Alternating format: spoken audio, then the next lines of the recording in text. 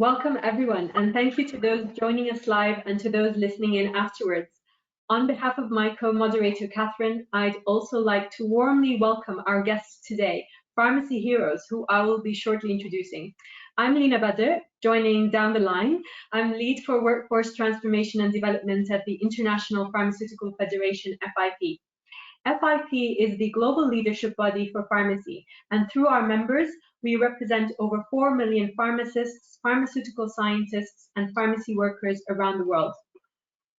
Our vision is a world where everyone benefits from access to safe, effective, quality, and affordable medicines and health technologies. Our mission is to support global health by enabling the advancement of pharmaceutical practice, sciences, and education. At FIP, I'm also lead for our COVID-19 online program, Responding to the Pandemic Together, through which we deliver webinars, webcasts, and more virtual events where we tackle pharmacy's responses to COVID-19 together, of course. We are pleased to be delivering this event, the 7th one in the Responding to the Pandemic Together series, and the second Hearing from Our Heroes episode. We know that the world's pharmacy team is fighting COVID-19 everywhere, working closely with other healthcare workers and often putting their lives at risk to protect and care for patients and the public during these times. So as part of this online program, we'll be featuring these regular Hearing from Our Heroes webcasts, where we talk to pharmacy heroes from different countries, learn about their experiences, and share their stories with you. This webcast is delivered in partnership with the Polish Pharmaceutical Group and their Pharmacy Heroes campaign. FIP are proud partners of Pharmacy Heroes, a global campaign that supports pharmacists around the world in the fight against COVID-19. May is celebrated as the Mental Health Awareness Month in many parts of the world. Pharmacy and health workers are committed to supporting their patients and the public during these difficult times. Often, this takes a toll on their mental health and well-being. In this Hearing from Our Heroes episode, we focus the discussion on why and how the workforce's mental health should be prioritized and how building resilience is key.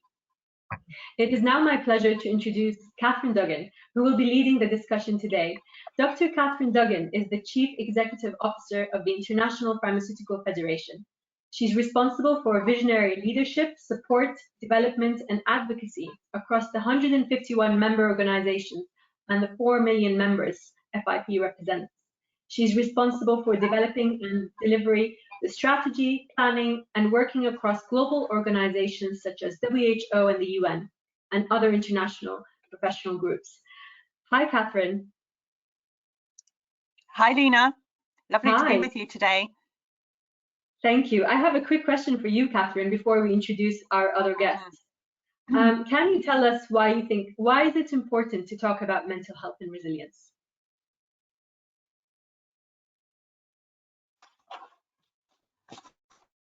Well, I think what we're all seeing at the moment is a real challenge to our system's resilience. And if you think about our places in the systems we work in, requires capability, capacity, and competence. And then when we think about ourselves within those systems, we're really stretching our capabilities and our capacities and our competencies to the full, not only in a work setting, but in a personal setting, and with worries about our families. And I think today what we'll explore is what we mean by resilience. Is it about being strong and being able to withstand pressures, or is it about being flexible and adaptable and able to adjust? And that's what I will be exploring with our wonderful panel members today.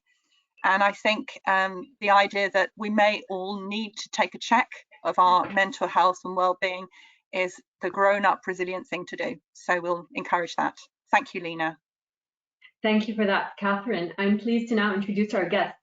Joining us from South Africa is Mariet Eckstein. Mariet is the Professional Development Officer at the Pharmaceutical Society of South Africa and currently is also the global lead for FIP's Pharmaceutical Workforce Development Goal number 7, which focuses on professional services provision and workforce education and training. Mariet is a registered pharmacist in South Africa with a PhD in health professions education. Welcome, Mariet. Thank you, Lina. Good afternoon, everyone, and thank you for having us. Thank you. From the UK, I'm pleased to welcome Sunaina Shah. Sunaina is an expert in regulatory, medical, and pharmacovigilance policy development at global level, including working with WHO on the third Patient Safety Challenge. Sunaina worked at 2 industry trade associations. She has also developed and implemented national, pan-European, and global OTC reclassification policies and led the professional learning training programs. She was also senior staff editor of the British National Formulary at the Royal Pharmaceutical Society. She's a community pharmacist, graduated from School of Pharmacy, University London, and has postgraduate diplomas in evidence-based pharmacotherapy and community pharmacist. She's also a fellow and an ambassador for the Royal Pharmaceutical Society. Hi, Sunaina. Hi, delighted to be able to join such an esteemed panel. Really, and I'm looking forward to having a really good discussion. Thank you very much. Sarah Danine Griffin is joining us from Sydney, Australia. Sarah has a PhD in self-care and professional services at the University of Technology, Sydney. Sarah has worked in community pharmacy for 15 years and is both the community and accredited medicines review pharmacist. She is the Pharmaceutical Society of Australia's National Early Career Pharmacists Representative. She's also the FIP Vice Chair of the New Generation of Pharmaceutical Sciences Group and the General Grant Coordinator of the FIP Young Pharmacist Group. Hi, Sarah, welcome. Thank you, Lena. Good evening from Australia. I hope everyone's well tonight, and I'm looking forward to chatting. Thank you very much. We also have the pleasure of welcoming Katrina Bradley from Ireland. Katrina Bradley works as the Executive Director of the Irish Institute of Pharmacy, the body responsible for managing the continuing professional development for pharmacists in Ireland. She also leads the strategic development of postgraduate education in the Royal College of Surgeons in Ireland. As conference host for the International Lifelong Learning in Pharmacy 2021, she is delighted to invite her pharmacy colleagues to join her in Dublin at the end of June next year. Thank you for the invitation, Katrina, and welcome. Welcome. You're welcome, Lena. I look forward to seeing you and many others there. So yeah, good day from Dublin. It's lovely to join you here. Thank you, Katrina. Last but not least, I'm pleased to introduce Iman Bashiti from Jordan. Professor Bashiti is the Dean of Pharmacy and Vice President at Applied Science Private University in Jordan. She is also the head of the Pharmaceutical Care Unit at Ibn al-Haytham Hospital and an honorary professor at the University of Sydney. She specializes in asthma, pharmaceutical care, and pharmacy education research. Welcome, Iman. Hello, Lena, and thank you, everyone. I'm delighted to join you today to share about such an important topic for all, including the pharmacy world. Thank you. Very excited that you're all here today and looking forward to the discussion. Catherine, over to you. So, colleagues, we thought we'd start with a general question, and I'm going to ask this of each of you, and I'm going to go along the line as Lena just introduced you. And then I'm going to follow up with a specific question to each of you. And dependent on the time in the chat box, we may be able to respond to some of the points that our attendees may have. But we're going to finish as well with some statements and some rousing thoughts at the end for next steps. So my general question, which will firstly go to Mariette, is health workers, including pharmacy workers, have been putting their lives at risk to serve patients and the public during the pandemic. This is often not only a physical health risk, but also takes a toll on mental health and well-being. And you and I actually started this discussion a few weeks ago, Mariette. How has this pandemic impacted you and those around you in this respect? And you can use your personal experiences, your colleagues' experiences, or a South African experience. Thank you. Thank you, Catherine. So yes, we did have this discussion, and I think everybody will agree that initially when all of this, and countries started implementing lockdown, and all of a sudden I have to move my office to my home, and you settle down and you get into this new routine, and it's all very new and strange and exciting in the same way. This change in your daily routine.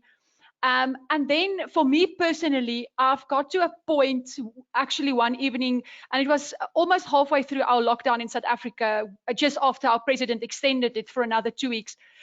where I, shall I call it, have my penny drop moment or my awareness moment, where I realized that this isn't close to being over, and this is really a big impact, and this is long term, and I shouldn't count on things going back to normal ever again.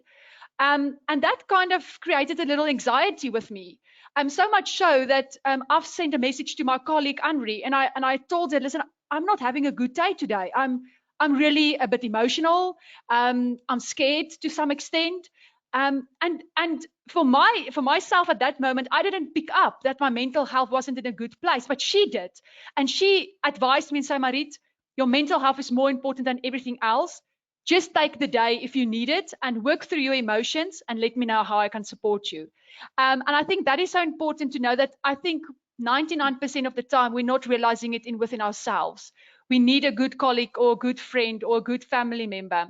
And for me at that stage, I then took the opportunity and I did work through things and I reassessed my life. And I'm like, okay, well, now you need to prepare yourself for a long-term commitment at home and renew your energy to be able to support pharmacists in South Africa going forward, and because they depend on you being there to assist them with information. So for me, I'm much better now, but I thank a colleague who were able to identify some signs in me in a time when I didn't recognize it myself.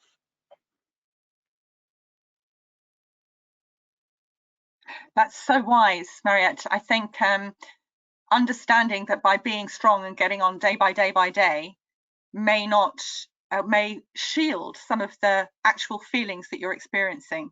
Thank you for that, Mariette. We'll come back to you in a couple of minutes with further reflections. If that's, I like your penny drop moment. I've noted it down. You need to copyright that. So, Sunyana, if we go to you with the same question, we know about pharmacy workers putting their lives at risk, but how has this pandemic impacted you and those around you, using reflections like Mariette did? Yes, indeed. So when it was first announced, I wasn't quite ready for it, even though you could see the signs coming from, because I've been tracking things from China, Wuhan, and around Italy. So you can see all the media infodemic as such, wasn't it? You know, so I got overwhelmed actually by the amount, the tsunami of information that was coming through, and that itself caused a lot of anxiety and distress, because I was trying to sift through things.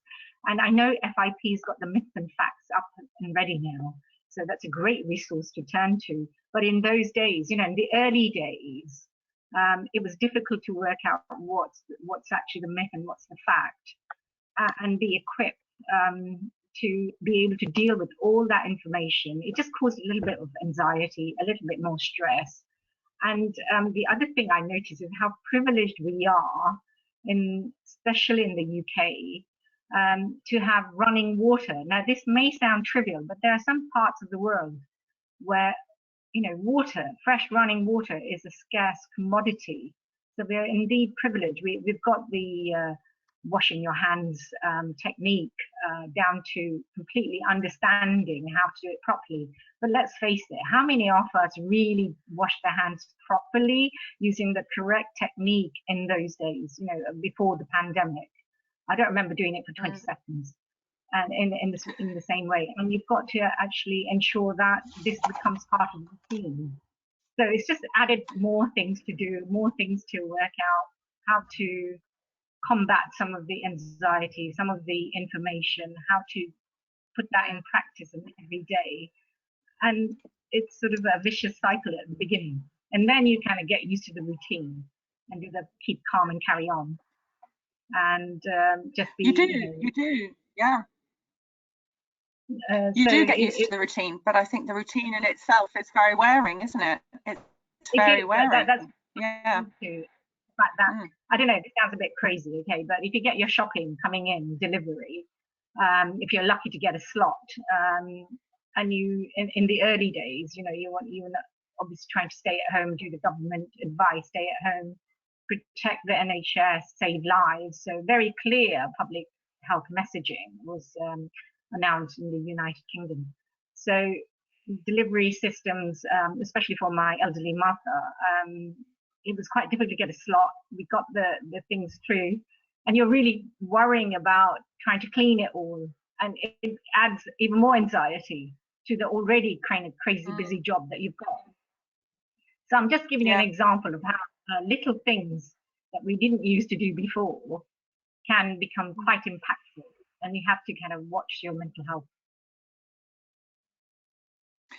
Yes, and I also think there's a sense, which I'll explore with each of you, around we're all feeling a little bit low by all of this, but then you feel indulgent and you look at other countries or other places which have got it much worse, and you feel bad at feeling bad, and it's a cycle. So we'll explore some of that, I think, as we go through. Thank you, Sunyana, and thank you for your honesty about that. We're all worried about our elderly relatives, huge levels of anxiety around all of this. And the other thing is, add that I had like frontline workers in the house as well. So my sisters are like GPs and things. So you're constantly worrying about their welfare too. Yeah, the worry Wi-Fi in our heads is overloaded, and then we get fake information, and then we worry about not worrying enough, and we worry about worrying too much. It's a worry cycle, isn't it? It is. Well, we're here to unpick it today. Lovely. So Sarah, over to you with the same question. Your experiences, please. Just tell us a little bit about how you're feeling about it all, and how it's impacted you. Thanks, Katherine and Lena, for allowing me to share my time on the front line as a community pharmacist in Australia during the midst of this COVID chaos. I'm not going to lie, it has been tough, and I'd say my fellow pharmacists have been struggling a lot, including myself. But I'm really proud of our profession, and in terms of continuing its vital role in supporting our communities at the time when we're needed most. The last couple of months have probably been the most chaotic in pharmacy's history, and the social distancing has made things very tricky. So our entire business model has changed pretty much overnight with no extra remuneration, and the introduction of physical distancing and quarantine measures that we've had to put in place. Compounding on this, as I'm sure you're all aware, we had the bushfire crises in Australia in January of this year, and we had loss of homes and power and road closures and a lot of stock shortages. So following that, we've just now experienced or are still experiencing COVID. So I guess I've seen pharmacists from that dealing with a lot of increased workload, panic buying, medicine shortages, off-indication prescribing, and the stress of self-isolating. And pharmacists are risking their health every day to be there for our communities. We have had a lot of change here in Australia as well. We're still processing the same, if not more, amount of prescriptions, and they're actually coming in electronically now. And we've had the introduction of both telehealth and digital prescriptions, which has driven the uptake much faster here than it normally would have. And it has required a great deal of flexibility from community pharmacists and to take on that challenge. So now as well, we've just found out we're able to deliver meds checks and medicine review services via telehealth, which just kind of, it's fantastic. But it also compounds, I guess, to the stress and anxiety already experienced by a lot of pharmacists out there. So this week in Australia, we've had a significant turning point, I guess, to a more normal life, if you want to call it that. But we've had 7 weeks here of stage 3 public restrictions, and the government's now considering moving to level 2. So I do sense some light at the end of the tunnel. I guess in terms of my own pharmacy perspective, I've been having more in-depth conversations, and patients are willing to seek, you know, these conversations about their medicines more so just in the last week, which is really exciting for me, I guess. But we're not there yet.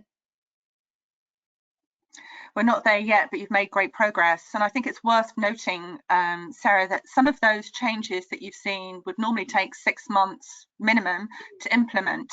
And it's worth all of us just acknowledging in each of our sectors and each of our places of work, not only are we dealing with this as a big problem for our societies and our organizations, but on top of that, we're layering it with change. And I think my thing that I'm telling my team is that this affords us a bit of elbow room. If we do make mistakes or things don't go quite to plan or whatever, let's be kind and be forgiving to each other, because we're all doing our best, and that's really, really important. Thank you, Sarah, so much. We'll come back again to some of these ongoing themes in the subsequent pointed questions. Katrina, can you give us a little bit of your insight, not only from your own personal perspective, but some of the groups that maybe you're involved with around resilience and setting up support? Yeah, thanks, Katherine. I suppose when I think about resilience, I break it into 3 different pieces. So when I was asked the question, first of all, it was incredibly nice to be asked, how are you doing? I think so rarely is anybody asking pharmacists or checking in and saying, how are you doing? So when I saw the question first, I went, oh, actually, how am I? And so it's nice for us to think about how are we doing. When I think about resilience, there's my relationship with myself and how I am, my connectedness with others, and then how I see the world and my thought processes. So how I am in myself, I suppose you have to think about your spiritual, your emotional, your physical. It was hard getting exercise. We had to stay within 2 kilometers. Don't really like lockdown. And so emotionally, I've started doing yoga for 15 minutes every morning at 6 in the morning, and that's helped tremendously. I've just had to put things in place to kind of really adjust. When I think about connections with others, that's probably been the hardest. Homeschooling, children, young age, whilst trying to work, whilst cocooning parents, whilst not having the connection, that you normally have. I think we're all going to have a massive party in Ireland. The fact that St. Patrick's Day was cancelled, not good. Then when you think about the world more generally and how we think, I suppose from a pharmacy perspective, it's been tough. It's been tough in Ireland, and I'm sure it's been tough elsewhere. Doctors closed their doors and pharmacies remained open. And in the beginning, there was very little guidance as to what was needed. Pharmacists have split their teams in 2 and working back to back so that they don't infect each other if one gets affected. I was on a podcast the other day, and people find it actually much more tiring working on webinars. And in my line of work, it's mainly office work. And so webinars, there's almost an absence of presence. So the fact that you don't have somebody with you does actually sap your energy. Although it's much more efficient, actually we're losing a little bit. But for pharmacists, I've heard pharmacist colleagues saying actually they got so much emotional replenishment from their connection with their customers, and having to stay 2 meters away and having to minimize contact. Actually, they find the days are very long and hard. There's the aspect of here we haven't had the same level of freedom and of evolution within the pharmacy profession and what the role of a pharmacist can do. And so many of our colleagues are quite frustrated. I find it difficult in the first couple of days. I wanted to go volunteer. I wanted to do something now. And I felt really quite useless, the fact that my organization didn't have a huge role in the very beginning. And I learned actually through that the importance of not doing something sometimes. So I don't know if you've heard the analogy that a footballer, if they stand in the middle of the goal, they're much more likely, 60% more likely to save the goal. And if they dive to one side or the other, they reduce their chances of actually saving the goal. But to be seen to do something feels better. So you kind of dive and make this dramatic lunge and it's, oh, he missed it. Whereas if you stay in the middle, it's like, oh, why didn't they move? So I suppose all of that plays around. But I suppose not to lose sight of the fact of in it all, there's some real beauty. I've got to know my neighbours so much more, and I, my neighbour is just so phenomenally gorgeous woman. I've seen pharmacists really rise to the challenge. I'm seeing my children and their schoolwork and understanding their lives a bit more and connecting more with my son. And so, and here we are having a lovely conversation about something that we probably wouldn't have made time to do. So yeah, it's been up and down. Oh, thank you, Katrina. You know, your honesty is we're really privileged.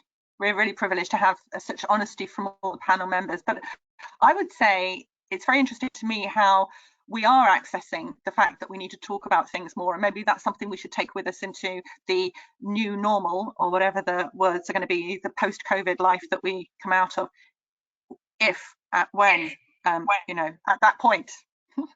But thank you, Katrina, that's really lovely. Again, we'll come back to some of the points that you've raised there, and I'm going to come last but definitely not least to Iman. Your reflections, your thoughts on you know, how has this pandemic impacted you and those around you in the respect that we've just been talking about? Catherine, change brings fear. That's normal. We all know that. And if anything, COVID brought a lot of change that touched every aspect of our lives. Personally, being a person that is responsible for a faculty as a dean, vice president, so I'm responsible for a university as well. Definitely that brought a lot of challenges. The responsibility is huge. I have a lot of people that I care for under my responsibility from home, talking about my children, my family, my co-workers at the faculty and at the level of the university. So it was challenging, but it really touched me as to how much us human beings can adapt to any change that would come along our way. The way that we were able to turn all of a sudden overnight absolutely digital when it comes to education, absolutely digital when it comes to our communication with each other. WhatsApp became a very important part of our lives 24 hours a day. And that's a fact. Same as to emails and webinars that we didn't used to use, nowhere near as much as now. It all really strikes me as to how well we can adapt with whatever happens to us. And so with that, I would say COVID-19 came with huge change that proved to us one more time that thank God we can do it. We can stand up to the challenge. I'm going to reflect back to you, Iman, that I heard a lot about your responsibilities and, you know, you trying to do the right thing for everybody. What support have you needed? Thinking about putting you first for once. True. Now, I'm going to try to be as honest as the ladies here. I don't know. For me, it didn't affect me emotionally and mentally as much as I thought it would have. Maybe because I am so busy and I'm all the time connected with everybody, from my colleagues to my children to my friends, and maybe it didn't leave me that much time to think about the negative side of things, I have to say. And yeah, so go ahead, Catherine. I think that's a really good reflection, that sometimes being busy stops you from reflecting on how it might be impacting you stressfully. So sometimes to ride the wave of being busy is a good thing for some people. Yeah. Horses and courses, I think, is the phrase. Thank you. Thank you, panel, very much. So I'll check in with Lena now. Do we have anything on the chat, Lena, before I move to the second section of our panel discussion? Hi, thanks, Catherine. We do have a question from a student, and her name is Huzaifa, and she was actually saying that please talk about the mental health of final year students of pharmacy. Being one, I'm really very worried about my future, and I think that's an angle we probably don't always think about, and maybe this is something for any of you to comment on. But perhaps Iman, working in academia, are you dealing with similar worries from pharmacy students, especially in their final year? Of course, Lena. One of the most important things that we had to worry about is our students and their worries, specifically the graduates. And for example, this Thursday, I'm having a special meeting with the graduating students to hear their worries and see how we can make everything happen. Now, we have been very aware of the challenges that our students are going through, from having to have computers, to good internet line, to having to go through so many lectures while being at home, in addition to homework assignments and quizzes. So they are under a lot of stress and challenge. And the way we dealt with it is that we have been listening to every single student. We have a hotline. I receive messages as a dean even every day from my students, and I do reply to them, whether on WhatsApp or on Messenger, etc. We have a very strong connection through our Facebook page. We have questions, we answer questions, and we have been trying to be more friendly, or let's say not friendly as much as closer to our students as we used to. And there is also another positive change that I hope is here to stay even after the lockdown. Agree. Some of these things we can learn from and build in the future. We'll all reflect on what impact this may have for people younger in our profession. So, colleagues, we're moving to round 2 now, the tailored questions, and we've compiled a couple of questions for each of you, but obviously we're looking at the chat box as well, so there may be others that come in from our audience. So Katrina, first to you. Katrina, you're a member of the Global Resilience team. I think you've reflected already on what resilience really is, but if you could just put that into the context of that team, and what does the GRIT group set out to do? Yeah, I am really privileged to be part of this group. Karen Whitfield from Brisbane, so she's the Royal Victoria Hospital in Brisbane and also in the University of Queensland, established this initiative. It came out of having bumped into each other at various different forums and always being interested in the same sort of areas. So we've a fabulous team of people across the world. We meet monthly on Zoom, and we're looking at the area of resilience. Now, this is something that isn't specific just to pharmacy. I think the world is having to deal with resilience. Some people would say that millennials need more support. I'm not necessarily sure they always do. I think it may be just older people having to try and adapt to new worlds can be equally difficult. But I suppose the answer really is we don't quite know. We've never properly studied it in pharmacy, and we have all of this change. So what Karen has so skillfully done is brought these people together to talk about an issue, which is resilience, and then plan ways that we can work together in studying and reporting and commentating on what we see in our various settings. We see resilience as the ability to bounce back from difficulties at its simplest level. There can be lots of different definitions, and you can see 5 steps, 7 steps, 12 steps, 90 steps to resilient you. But really, I suppose it's helping people to understand how to adapt to change, and it's going to be different for everybody. We are all so unique, and what is fantastically replenishing for me may drive somebody else bananas. And so we have to find out what helps us to be resilient personally as well as a profession. So what the group is doing is looking at resilience in pharmacy students. So that comment that came in is particularly pertinent, how students are being supported in resilience as they not only go through COVID, but in general, how we support people in their pre-registration year as they transition to work, how we look at development through a career, as well as the personal aspects of resilience.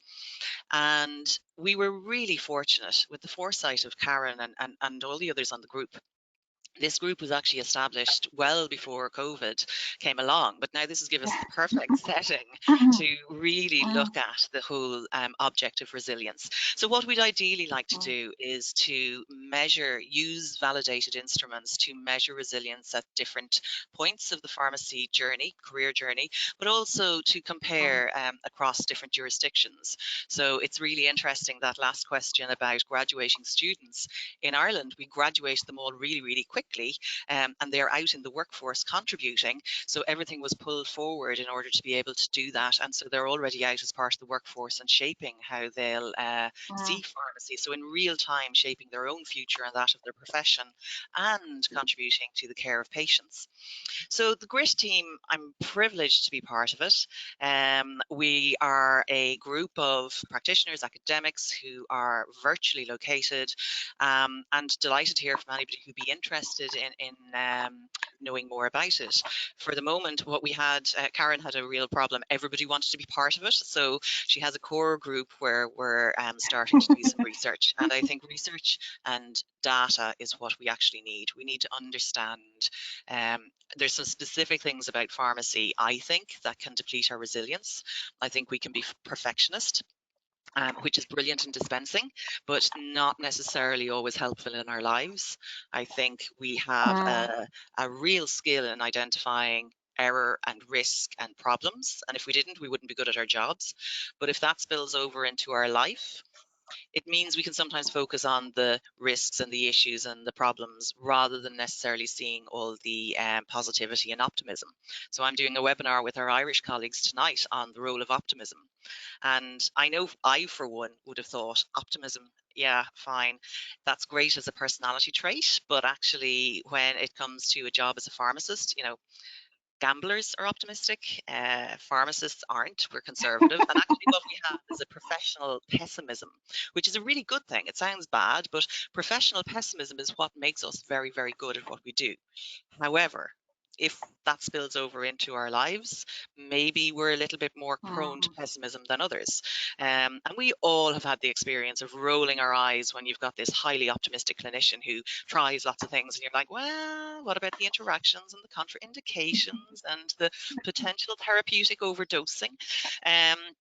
So I think that role in pharmacy is a really interesting one. So I'm delighted to be now part of a group where we're evolving. We don't know where we'll go, how we'll evolve, but we're a resilient group. We'll be able to figure it out and adapt as we go along.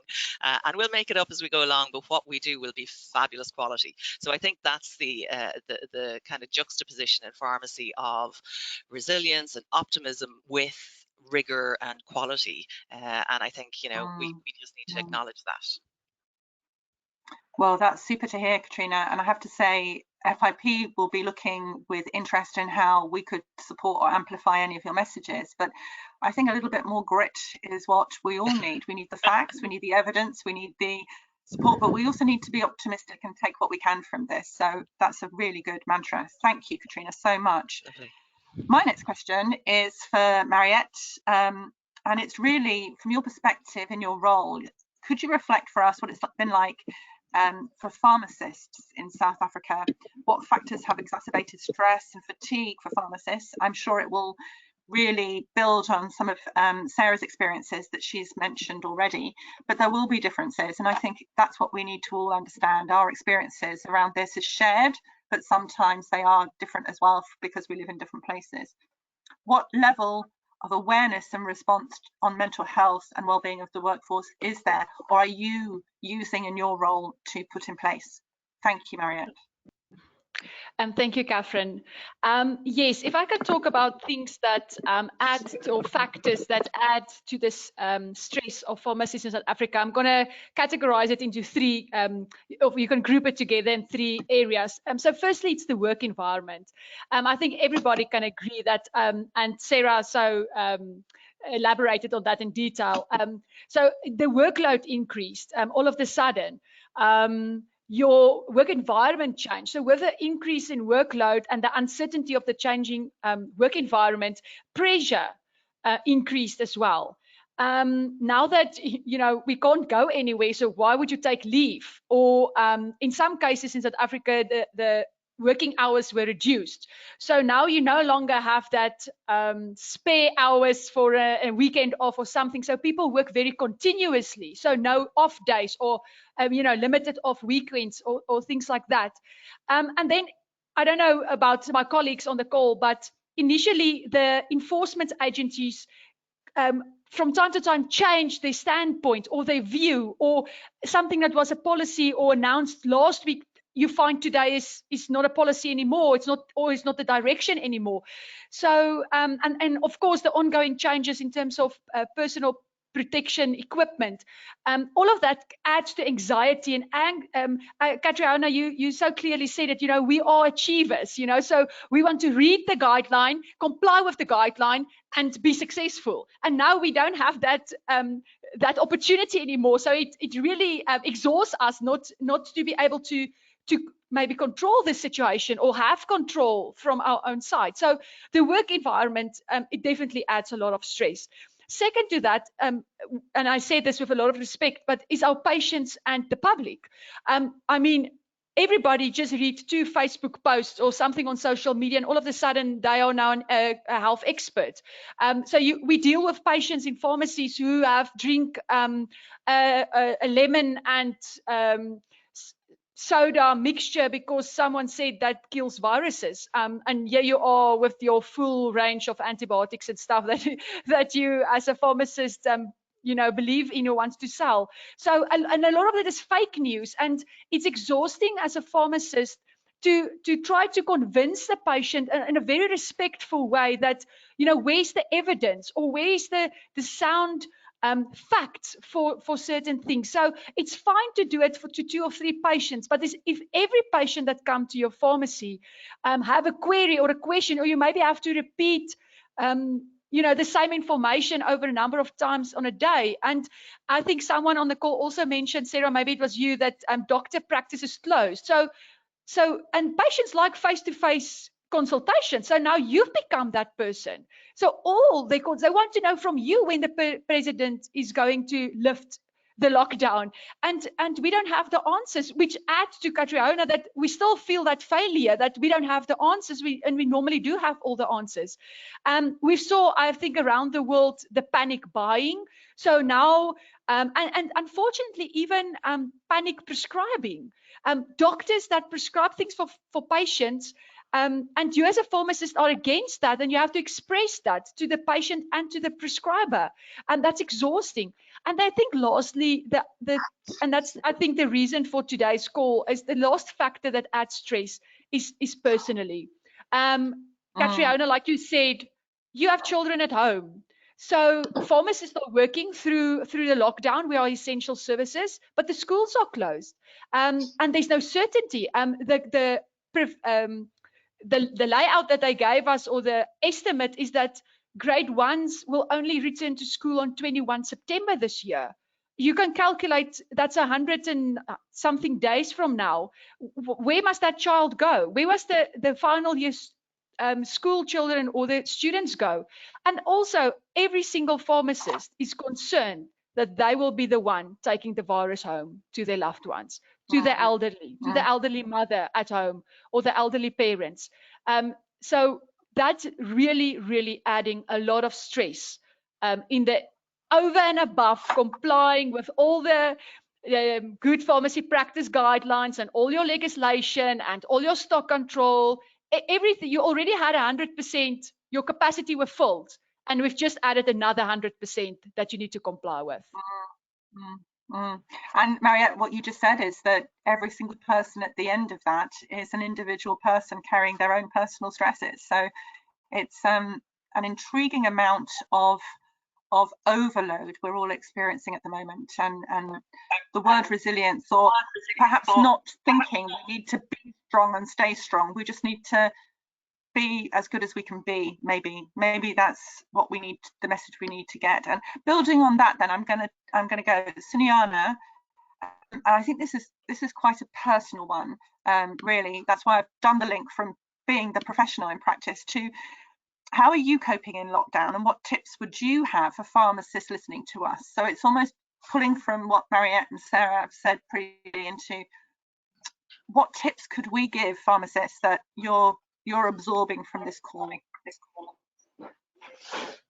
It's quite interesting observing, some of my colleagues and also, family members who are on the front line and how they're dealing with it and bringing it back. And I can see observations that I've made within sort of the boundaries of looking at communication, making sure that we actually effectively communicate with people who are not as easy to talk to because they've been so busy. So, you know, it's getting used to it's difficult getting used to the new normal. Behind the official daily briefings, I don't know if every single country's got this, but certainly in the UK, it's always hard to hear the news about how many people have died from the virus. So suddenly the numbers go up, and behind each number is a real person who's lost a loved one. And it can become overwhelming when you're watching all of these things and you know that somebody is out from your family on the front line. So it's just the positioning of that, knowing that there's no immediate treatment on the horizon. So, and because each country is at a different stage of the pandemic, the listeners will all experience different responses to the lockdown measures and how it affects them day to day, right? And I think the one thing I observed is the sleep cycle, actually. The sleep cycle obviously is going to be a little bit distorted due to the increased anxiety, whether it's increased workload that my previous colleagues have mentioned, the tsunami of information overload, infodemic stuff that I've been talking about, the latest SOPs in a community pharmacy or a patient-facing role. It can't be easy, and worrying about whether your team has got enough PPE in stock for the next couple of months is a complete factor in adding to more stress. Yeah. It's not easy, and can have an effect both physically and mentally, and that I think could be a little bit combated by getting enough sleep. Easier said than done when you're already stressed. So try and avoid things to think about just before going to sleep, and don't play with your phones and blue light, all the things that we do is in sleep hygiene itself. But meditation, I think somebody mentioned that earlier, mindfulness, breathing exercises, relieve stress, calm the mind before going to bedtime. And if you want to do some exercising in the morning, you've got to cycle. If you're allowed to be out cycling in the morning, maybe cycle to work if you can. Just to increase the endorphins, I suppose, and just make you feel better, because I always feel as exercise makes you feel better. And when at work, I think this is really important. When at work, take breaks, because you're so busy doing the day-to-day, and that there tends to be not enough time. And obviously with the rigmarole of taking your PPE off and putting it back on, in between eating lunches or whatever, just make sure that you get enough time to keep hydrated and eat sensibly, because if your immune system isn't supported, you won't be any help to anybody else. So you can't help your patients if you're not well, you can't help your team if you're not well. So the importance of nutrition, eating properly, is paramount, I believe. And listen to music. So my top tip is like listening to happy music. And if something like Pharrell Williams, I love clapping to it. Makes you feel happy. So and the other way is, if you have difficulty in sleeping, maybe listen to some podcasts. I always find a lecture or something like that helps me go to sleep. So I suggest the BBC shipping forecast, and the music will lull you into sleep. So that's one of my. We're going to have to. So, Liana, we're going to have to capture these and have a shared set of top tips for keeping ourselves well. And I think that's a really good thing. Lena and I will follow that up with everybody. I'm going to move on to Sarah now. Sarah, you gave us a really, I'd say lovely overview, but, it was hard listening to your overview. As you said, she'd already had the bushfires, which we thought really Australia had enough already this year. What I'd like you to reflect on really is, there's been quite a lot in the media about how frontline workers, especially those who are involved with patient-facing and public-facing roles, have suffered some harassment. And I know it may not have happened to you, but have you had examples where community pharmacists in particular, because they tend to be more frontline than our hospital colleagues, have experienced some harassment? How have they coped with it, or how could we support them? How could we in our organisations support our frontline workers who are experiencing harassment? Yeah, thank you, Katherine. I guess a number of my own colleagues have actually faced challenges, I guess, themselves, just for asking routine questions, you know, for salbutamol inhalers and things like that that are quite easily accessible without COVID. So I guess in my own experience, the majority of people have been quite lovely. Whilst they're anxious and concerned, they're pretty understanding and appreciative of the work that we're doing. I think though that there is a general feeling within the community that they are a little bit on edge. You know, I always have to remind myself that we're dealing with people that may have lost their jobs, or they're looking after their loved ones, their elderly parents who might be a little bit unwell. So I always, you know, switch back to that and think, you know, some people are doing it a bit tough at the moment, and I'm here to help them. I think for me, in my own experience, I guess what's hard is the work hours that I've had to do. You know, by the time I get home, my husband's in bed, and then I'm getting up first thing in the morning and heading back to work again and doing the same thing over and over again. So I guess from that aspect, there is a lot more to be done from the operational side of things, particularly with these new changes and challenges and positives that we've seen from COVID.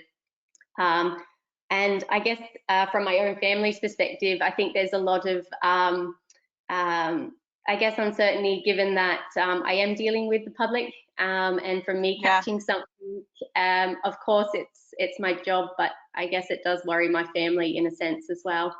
So I think just coming back, that we do need to continue to look after ourselves and each other during these times, and it really is a team effort, not only from us but from other health professionals that we're working with.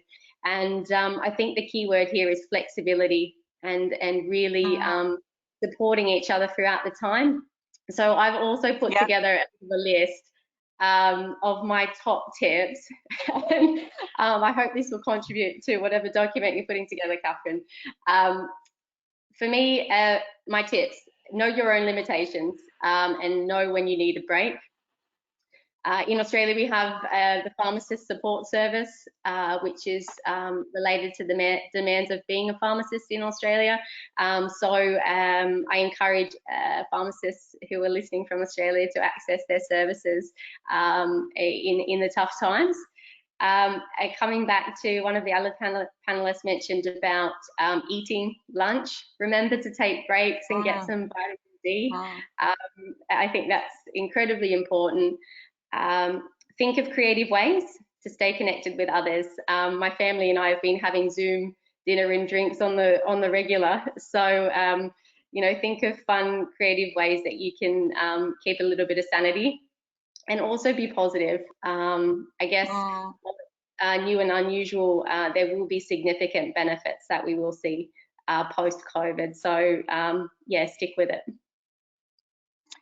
Fabulous, thank you, Sarah. I think a lot of overlap there with some of the advice that Suliana was giving us, so it shows that these things are common to most of us. I'm going to move us on to Iman now. And Iman, you gave us a lot of reflection about how you've really adapted in your school as a frontline provider for our pharmacists of the future. I'm going to get you to reflect on maybe some of the feedback you've had from your staff and how you've reacted to their needs. So really, again, it's all about the workers that we're supporting, but how have you reacted to your educators in your organisation and responded to their worries and concerns? Okay. Now, first of all, I guess the most important message for me to get across now regarding this topic is that as a leader, this is not the time for you to judge who is good and who is not, and who is to stay and who is to leave, because these are tough situations and it's not the time to judge people. I guess this is the most important point that I promised myself to stick to during these times. The important thing for us to do now as leaders in academia is to help and to manage and take everybody through this new experience and tough experience for all. At the end of the day, as everybody else mentioned, we are not sleeping as we used to. We are not eating as we used to. We're not going out. We don't have our recreational times and hours. No more coffee shops, no more gyms, and no more get together. So a lot of these beautiful moments of our days have been taken away from us. And how we respond to that varies between people, including the academics around me in the university. And so how I responded, most importantly, is being calm, truly, and to take on the variations that I see in their personalities and in the way they are responding to these tough times. Second, we meet regularly. I am connected with every group at my university. Being a vice president, as a dean, I'm connected with the 3 different departments of a WhatsApp. And so I go through their messages and I read and I respond when I feel that it's time for me to respond. And I can spot the people who are going through mental tough times, emotional tough times. You can catch it from their messages and the way they respond. And I meet the leaders of the faculty and the university once a week at least. Yeah. Being supportive and not judgmental as a leader, I just thought this is the most important thing for us to do at this stage, and be there for them. I think, you know, we'd all love to come and work for you, Iman, really. Yeah. That is such a caring approach and very pragmatic, and just the whole idea that no one's going to be perfect at this time. Give ourselves a break. It comes to Katrina's observation that, you know, super achiever pharmacists getting 100%, maybe 80% is good. It's going to be fine. Being a bit kind to ourselves. Now, colleagues, I have a challenge for each of you because we are quite chatty on this call. In 1 minute each, I'd like you to give us one way in which FIP can translate this commitment into action, the commitment about empowerment, etc. And I'd like you to sum up your feelings on this webcast with a message to the world. So one is how can FIP deliver on our commitment to action? And the next is your summary. And you've each got 1 minute. I'm going to start with Iman because I was ending with Iman too many times. So Iman, your 1 minute starts now. Okay, my advice to FIP through the latest study that I did on perspectives of pharmacists on what they need from the authority, policymakers, and the different pharmaceutical authorities. They want webinars and workshops on mental health awareness and how they can emotionally deal with the situation they are going through now. That was the response of more than 90% of them. And my message to the world, look, pharmacists are everywhere around us, from community to hospital to industry to academia. And I believe that we have been heroes in what we have been doing through this COVID-19. Thank you, Catherine. Thank you, Iman. Still making me want to come and work for you. Katrina.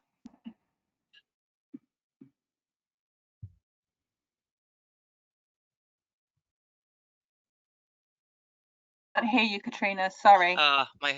Friends of mine would wish they had that functionality on me, wouldn't they? I would say the current president and the current CEO of FIP are real beacons for hope and optimism. And I'm not saying that because the CEO happens to be with us, but what I mean is I think there's been much more connectivity with the profession. I think there's been much more realism. I think there's been much more engagement with WHO, and this isn't in any way to cast aspersions on the FIP before this reign, but I do think the direction I've seen has been good. So more of that and more of these types of webinars and connectivity, and really connecting with people, not by virtue of the work that we do in our profession, but connecting primarily as people who all have a similar profession. I think the other thing I would say then is everybody, I think Sarah put it, or Iman put it very differently, everybody reacts, or very well, I mean, everybody reacts very differently. where one person will thrive, another will really struggle. So you've got to know yourself, and everything starts with self-awareness. So you can't really generalize for that because everybody's so unique. But as pharmacists, we do have some distinguishing features. We can be perfectionists. So if that's you, maybe just pull back a little bit from needing everything to be perfect right now. We can be very risk aware and problem aware and maybe pessimistic sometimes, which is fabulous, but an overexpression of any strength can become our weakness. So let's be more attuned to the positives. And we can be incredibly modest and humble, and actually we've a lot to be proud of, and I think there's no harm in starting to exercise our voice. I think men aren't represented on this call and maybe aren't represented in forums talking about this issue. So I would say they would need to be particularly mindful, because who's minding our men? And I'd leave maybe on the Stockdale Paradox. Stockdale is an amazing man who was brought into kind of concentration camp areas, and he said that the people who didn't get out were the ones who were always endlessly optimistic and always thought things were going to get better just around the corner. And he said you must never confuse faith that you will prevail in the end, and you must have that faith, with the discipline to confront the most brutal facts of your current reality. And I think we just need to be able to balance the current reality with faith that we will prevail, and pharmacy will come out of this actually ultimately very well, because we're really stepping up to the mark, and I think people are seeing that we are crucial to the front line across hospital, community, primary, secondary care, in residential care. So I'd say well done to my colleagues, and take a moment to take a bow. Yeah, fabulous. That is a really good message to the world there, Katrina. Thank you so much. Sarah, what can FIP do, and what's your message to the world? Your minute starts now. Thank you. I'll be short and sweet. Aman actually stole mine. No, I'm just kidding. I guess, yeah. I've actually looked at the FIP COVID information hub, and if anyone that's listening hasn't, I would encourage them to do so. I think it's incredible, and it has some great resources on there, particularly around the COVID guidelines and the frequently asked questions, which have helped me a lot in my own practice. So for any community pharmacists, please go and look. And similarly to Aman, I would also say that pharmacists do need some strategies to deal with whatever's going on. So some kind of de-escalation techniques or reducing the emotional load would be fabulous. My one-liner would be that you are valued, and coming out of this pandemic, people will remember our role as pharmacists. That's it. Thanks, Katherine. Thank you, Sarah. That's very upbeat. I'm noting each of your comments so far. Very, very humbling to listen to you. Thank you. Sunyana, what can FIP do, and your message to the world in 1 minute? 1 minute, it sounds like just a minute, you know, on that radio program. So I'm trying to repeat or anything like that, or hesitate, but keep doing these wonderful webinars, because they provide a really good service. Invite others perhaps on the calls, including nutritionists, dietitians, researchers on the latest evidence base on COVID-19, so we can actually firsthand hear some of the issues you're grappling with when you're coming through your myths and facts sheets.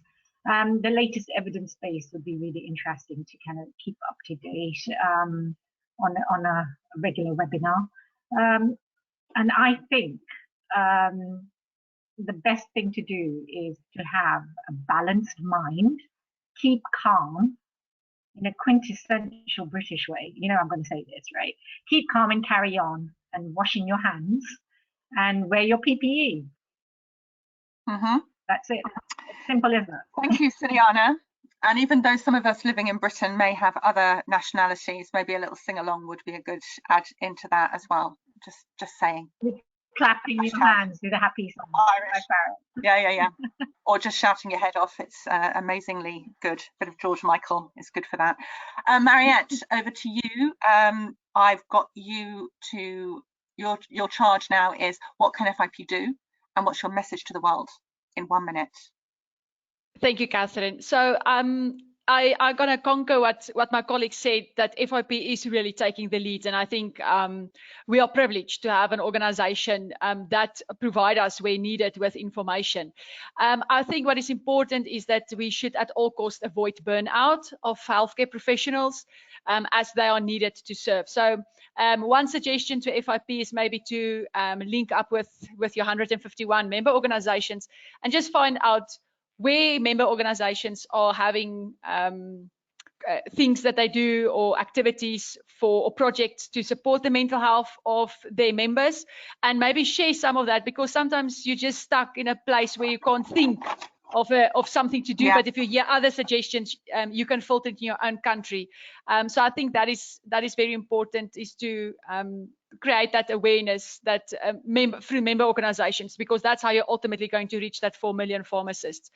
And then lastly, my message to everyone listening, and actually whether they listen or not, to every healthcare professional in all of this together, is although we are all currently in the same storm, we are not all currently in the same boat. But we have the same purpose. We need to get our boat to the other side. But keep in mind, it's not your sole responsibility to row the boat. We are together, and we can share strategies, and together we're going to get all the boats to the other side. Well, I'm going to be hard pushed to top any of that, I have to say, team. Thanks for that. Thanks, no thanks. My notable points there is FIP can't do any of this without member organisations and all of you. So I take the praise as it's meant, but actually it's all about our members and our colleagues and the profession and the patients that we serve. And I have to say that's what keeps me and the team buoyant, because we don't have to face the front line. So we have to do all we can to support you to face your front line. And that's probably the most important thing. I've taken away the fact that we all need a bit of grit, where we can use the facts to help us, but we can be a little bit more personal about it. I love the penny drop moment, and the penny drop moment may come hard for each of us at different times, and we need to be ready for it. To stop ourselves being overwhelmed and anxious with the barrage and tsunami of information, I love the idea that we don't need to be perfect, and we don't need to be perfectionist with others either.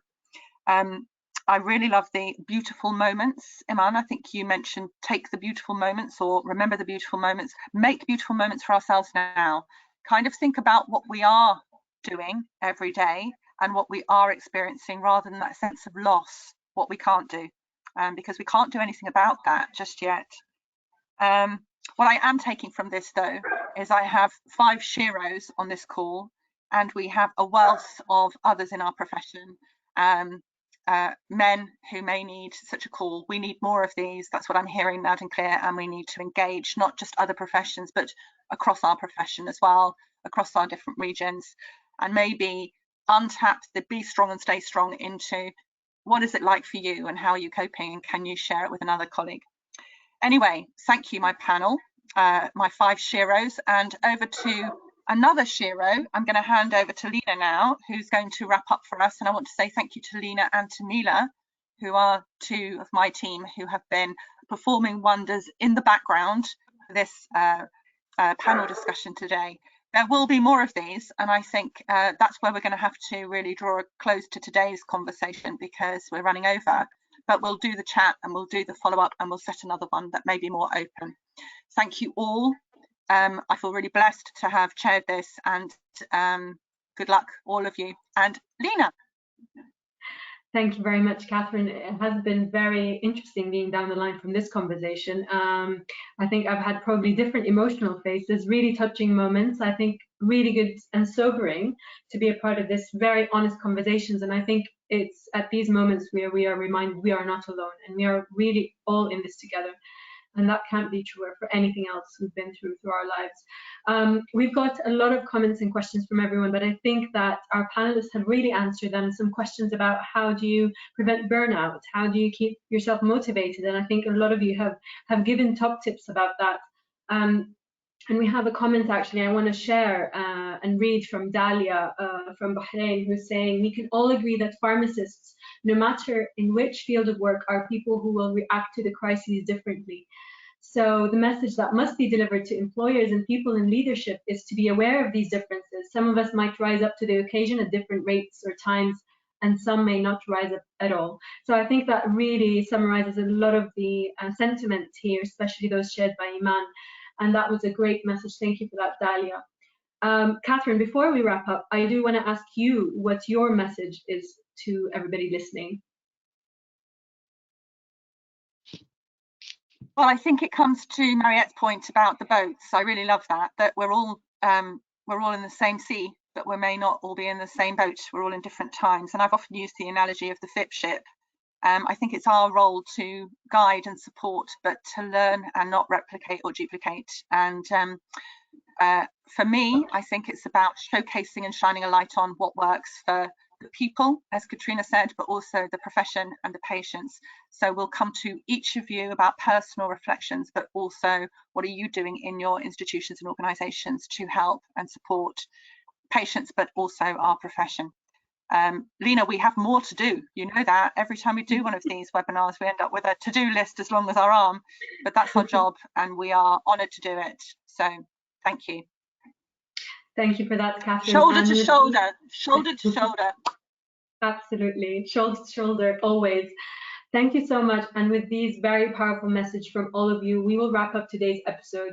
I would like to sincerely thank our heroes, Shiros today, and Katherine as well, and our partner, Polish Pharmaceutical Group. This episode has been recorded, and the recording is freely available on www.fip.org/coronavirus. This is the information hub page that Sarah mentioned earlier. It includes all of our COVID-19 resources. I would also like to invite everybody to join our Facebook group, COVID-19 and Pharmacy, where you can join a global network of pharmacists and pharmacy workers discussing the pandemic. If you'd like to feature in one of our upcoming Hearing from Our Heroes episodes and share your story, or have ideas in general for our upcoming events, please email me at lena@fip.org. Thank you all very, very much. Thank you.